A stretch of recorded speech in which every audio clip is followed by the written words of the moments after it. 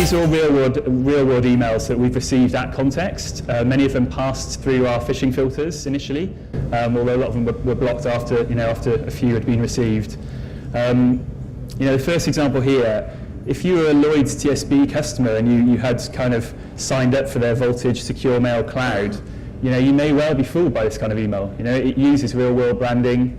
It's kind of copied a legitimate email, but obviously contains links to malicious payloads. So various ways you can be compromised through this message. Obviously, it's encouraging you to read the message that's attached. There's a link underneath saying if you can't see the message, then click here. So second sort of chance to compromise the user. And they're also hoping that mobile users will install the mobile application that's attached to the email. So three different ways to compromise the user there. Really, the branding here is actually not bad. In terms of copying the real branding, real email.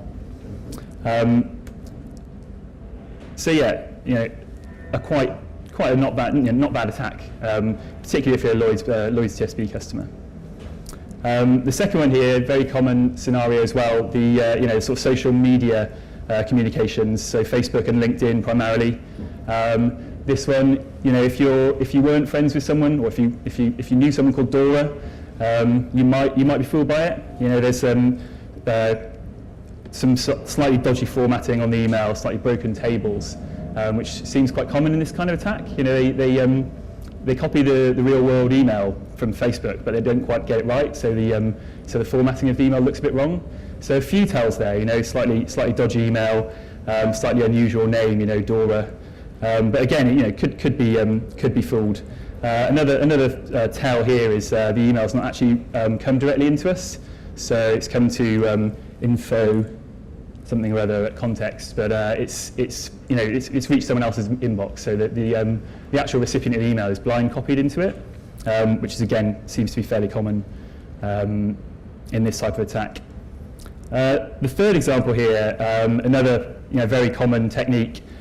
So the shipping email, so in this case Royal Mail, real branding again, shipment advisory with various links to click that could be lead you off to a malicious web page. Again, this is a real one we received.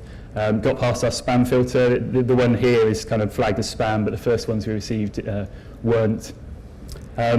This type of attack, all three of these are really they're kind of like cybercrime related. So the kind of end game for all of these attacks is to install some kind of piece of malicious software on your computer, either by running the attachment or the accessing the link and hitting some kind of malicious website. The upshot of that is often to steal your personal data from the user, or to install something like the Zeus banking Trojan, which could obviously man in the middle of your connections to websites and steal your banking information or other sort of website login information. But there's a number of tells in all of these emails. Some of them are more sophisticated than others. But a good place to start is whether you're actually expecting an email from any of these people. If you don't have a parcel coming, then you should probably treat with suspicion any email telling you that you've received a parcel. The fact that you've not registered at the website, if you've never given Royal Mail or UPS your email address, then how can they be emailing you to tell you about your parcel? Broken formatting, as I mentioned, it's actually quite common. Some of them are quite accurately done, but often have very basic sort of formatting errors in the tables and the images. Another good tell is around whether you're in the recipient list or not. So as I mentioned, a lot of these use blind copies for some reason, not 100% sure why, but to kind of, you don't see your own name in the to field. And I guess the classic tell is the email is going to create some kind of sense of urgency and encourage you to take an action. I guess a lot of legitimate emails do too, but if you kind of receive a unsolicited email asking you to open a link urgently or open a file urgently, that's quite a good tell. And in these cases, particularly the one on the screen at the moment, if you actually inspect the link that's in the email, there's some sort of trivial masking of it going on. So the link might say royalmail.com, but when you hover over it, you'll be able to see where you're actually going to go to, and it's not going to be royalmail.com. It's some other site that will hosting the malicious payload. Some other common examples, this is taken from a survey done by WebSense about 6 months ago, in terms of the most common types of email seen. So a very large number of social media related ones. Urgent and breaking news links, so the Syrian Electronic Army compromised, I think, 40 or so organisations over the last 2 or 3 years. And their one of their modus operandi is to send a link, with some news from today, so something that happened that day, saying, read this news story about, whatever event is in the news, and then obviously the link contains a malicious payload. Tech support emails being sent from spoofed email addresses that look like they're inside your organisation, quite common. Obviously, click here to update your password or enter your security details. A common theme of spear phishing attacks, and also the kind of bounce back emails. So you receive an email saying that the mail you sent was failed to deliver, but you didn't send the email in the first place. But you're getting one back with some kind of attachment on it, and then the kind of general customer-facing emails. So from your fake banking, like the Lloyds TSB one I showed. These are all the kinds of payloads that can be used by, or malicious emails that can be used by attackers, particularly in the cybercrime style attackers. I'd like to talk for a few minutes about the kind of, maybe next level of sophistication in a targeted attack. So all the previous attacks will obviously they have their email address, so they can send an email to you, but don't necessarily know any particular information about the end user. But what if you were to target an organisation specifically to try and compromise them? This is a brief case study I did. It took about 20 minutes of researching on the internet. I've picked this company at random. I thought, what would be a good one to do? Maybe like a London accountancy firm. Accountants get targeted quite a lot. Hold a lot of customer data for lots of different customers. If you were to target a London-based accountancy firm, you might find this one. There's their website. They've handily got a lot of contact information on the website, including pictures of all of their key staff.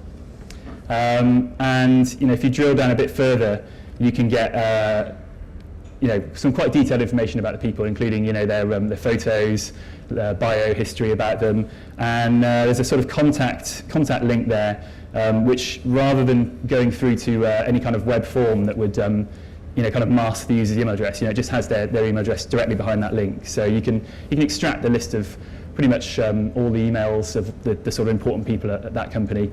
I don't mean to pick on this company in particular. It's just a random, top of the Google list of London accountant firms. There's many organisations do exactly the same thing. We can go on to the actual events website. You can see it there. It's at the ICAEW website. There's details of information, various links to click, and you can get the tickets. There's various ways you could do the next step in this kind of attack. You've got ICAEW there. The website LCAEW is currently available, so it'd be very easy to register that as a typo-squatted domain name. So, to a non-educated user, they may not spot it, particularly if they're just clicking on the link. You can present a link that goes to that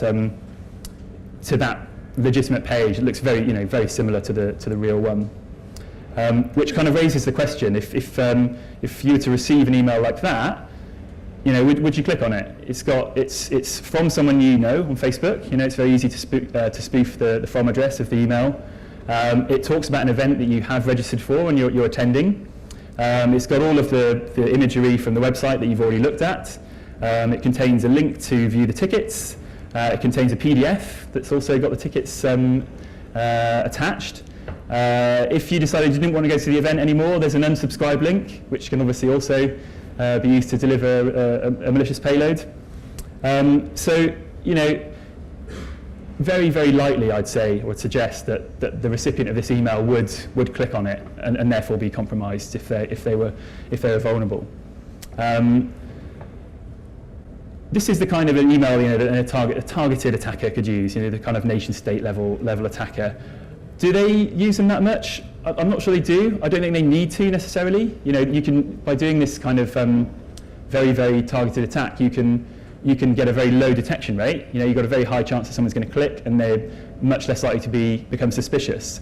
But if you can send 50 emails with telling people to pick up their packages, and 2 or 3 of them will click it, then you can probably still achieve the same end result. But this is certainly a technique that can be used to compromise an organisation or get a foothold in an organisation with a high success rate and a low detection rate. So the first thing that happens is that you're redirected to you click on a link and you go to the website in that link. That website is often a compromised site, so it's a legitimate site that's been compromised by the attacker, and the URL is kind of designed to look quite realistic. So it'll be the real website and then a kind of normal looking directory, like work or some kind of normal Word, and then just a standard index.html file there. So to make the link look quite normal.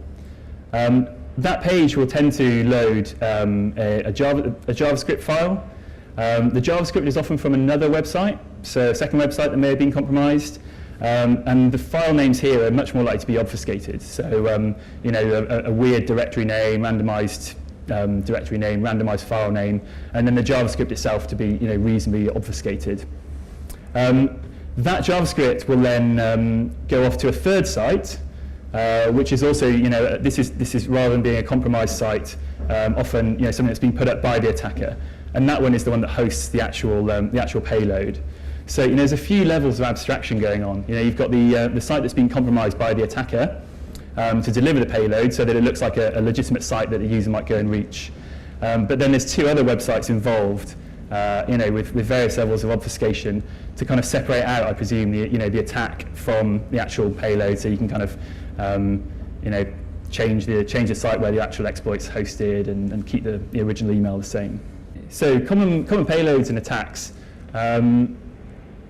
We've kind of talked about the malicious web page there and shown you that example. It seems, from what I've seen doing a bit of research for this, the kind of cybercrime style attacks tend to favour the use of malicious links. A malicious link that would then exploit a vulnerability in a web browser or in the plugins, Java, Flash, PDF, to gain access to your computer. It seems like according to the Verizon 2014 breach report, that the sort of cyber espionage, APT style attacks tend to favour attached files. So the attached file could contain an exploit for a local, for a piece of Office software, Microsoft Office suite, or a document with a malicious macro. Quite a good way of doing it, to be honest. Malicious macros are very infrequently caught by antivirus. You can often scan a file with a malicious macro in it, and it doesn't show as being malicious. Or surprisingly often, the sort of not a virus.doc.exe. So, a kind of executable file that's kind of disguised to look like a document file. And the sort of third one there really is the sort of credential capture via login forms. So something that looks like your extranet login or your webmail login, but that actually, will capture your credentials and send them off to the attacker.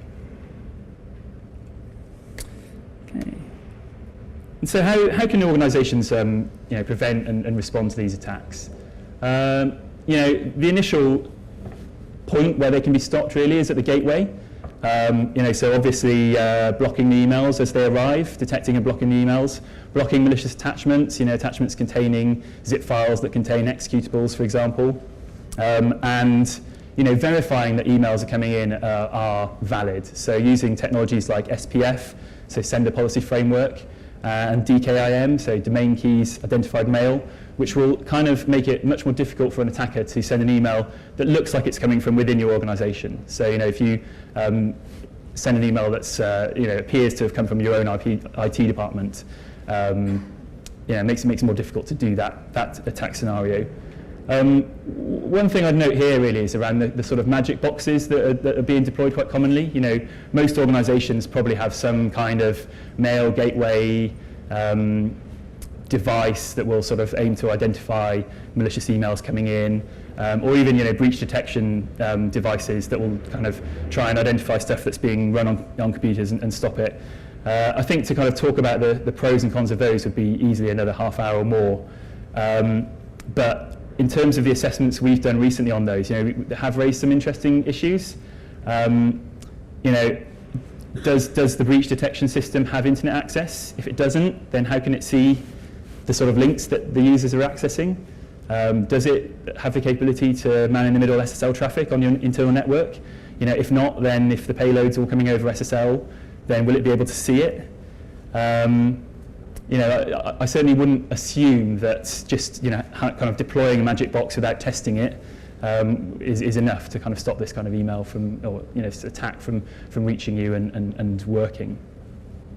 In a recent assessment of these devices, we had to kind of increase the noisiness and the kind of visibility of the payloads we were sending in, so that they would be detected by the devices we were testing.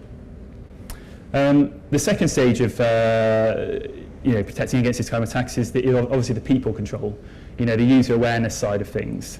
The example I gave earlier, obviously that company had put large number of their important people's email addresses online. So you may wish to sort of mask those by putting them behind a contact us form that doesn't actually reveal the user's email address, but still allows you to kind of send an email into them. Obviously, user awareness is very important here to kind of train users to spot attacks, but also to escalate attacks. So if a user identifies a malicious email, but then kind of just deletes it, then that's great. They haven't fallen foul of it, but the next person who receives it might well. So it's not just training users to identify and be suspicious of some emails, but it's also to elevate escalate those up to their IT security team, so they can then be followed up. And then having an IT security team that has the capability to follow up those emails.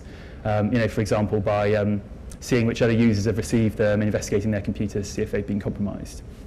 I think the last point around the sort of personnel side of things is potentially training users not to write emails that look like phishing emails. So it seems to be quite common when a company gets compromised, they'll send out a big password reset email to all of their users saying, please click on this link to reset your password. But obviously that kind of looks exactly like a phishing email, so then the real attackers can just copy that email, and it's really hard to tell if that's a real attack or not. And then there's internal controls. I think it's important to stress that you can't rely just on user awareness. Some users will click no matter what you send them. So the internal controls are very, very important. Patch management, it's not sort of sexy or new, but if your browsers are fully patched, and including all the plugins and Java and so on, it makes it much, much harder to execute this kind of attack. Workstation and device hardening, and I don't think many organizations, if any, actually implement application whitelisting, but if you were able to restrict what executables users ran, that makes it much harder for them to run arbitrary ones that have been sent in emails. And then obviously breach detection. If you can identify that a computer has been compromised, then you're in a much better position. But as I said, preventing clicks isn't enough. In our own assessments of this type, we tend to see about a 25% click rate. So if we send 100 emails, we'll tend to get about 25 clicks. That's for emails that haven't been targeted at individual users. That's more the kind of, click here to enter a competition and get a free iPad, that kind of common style of attack. If you were to use the style of attack that I showed you, where it's sort of sending an email that someone's actually expecting, you can get a much higher success rate. And that's backed up by, various industry reports. So, the Verizon study from last year showing that if you send about 10 emails to an organization, you have over a 90% chance of someone clicking. So, as long as one click is enough, you don't necessarily have to be that sophisticated or stealthy, if you just to get a kind of foothold inside an organization. And that's kind of pretty much all I wanted to talk about. I just wanted to leave you really with just a mention of a service that we're starting to offer our customers now. It's kind of based on the assessments we've been doing using phishing and a lot of the red teaming we've been doing for the last 12, 18 months to kind of respond to this sort of the various aspects of phishing attacks. So we've developed a piece of software called CPhish, going with the trend of all of our software and tools beginning with the letter C. there's various aspects here that you can sort of use to sort of assess an organisation's capability to detect and respond to phishing attacks. So initially the open source intelligence side of things, how many email addresses are on the internet, how kind of open and permissive is an organisation's stance around personal information on the internet, social media exposure, metadata in files on the websites, and sort of likely spear phishing and typo squatting targets. If there's lots of logins and the users of an organisation are very used to logging in to extranets or webmail that's kind of just out on the internet, obviously that provides more targets. We run phishing scenarios on a regular basis for our customers, so to sort of assess how many users will click on a link or run a file or do something if they receive an email. But we kind of tend to we like to combine that with an assessment of the gateway and host protection controls. As I mentioned, if you send enough emails, someone will click on an email and someone will run an attachment. So what's really interesting and useful to see, I think, is if you have deployed mail filtering software and other technology to kind of stop the emails getting in and detect when users are being compromised. If you send in 50 phishing emails with malicious payloads of various types, how many of them will get through that filter? And then if all the ones that get through are opened, how many of them will run? How many of them will, how many users are running vulnerable plugins and vulnerable browsers? And if they are run, are they detected? Does the antivirus pick it up? Does anything else pick it up? And are alerts raised? Do the alerts go to the right people and can they be responded to? So I think to sort of address the problem, there's sort of two angles to it really. There's the people side and the awareness side, and then there's also the technology side. And that's all I wanted to talk about. So thanks very much for your time.